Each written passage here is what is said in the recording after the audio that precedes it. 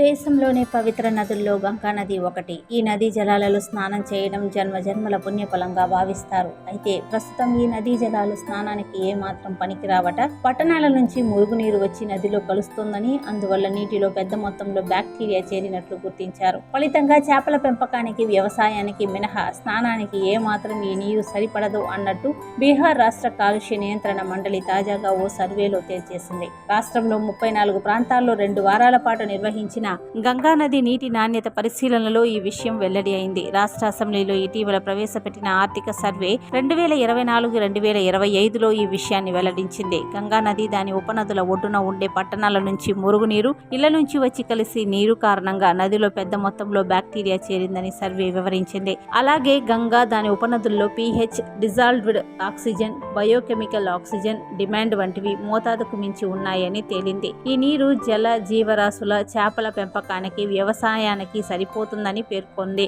ఈ సందర్భంగా కాలుష్య నియంత్రణ బోర్డు చైర్మన్ శుక్లా మాట్లాడుతూ, కేంద్ర కాలుష్య మండలి ప్రమాణాల కంటే గంగానదిలో చాలా కోట్ల ఫీకల్ కోలిఫామ్ పరిమితి మించి ఉందని తెలిపారు. అందువల్ల ఈ స్నానానికి ఈ నీరు పనికిరాదని చెప్పుకొచ్చారు.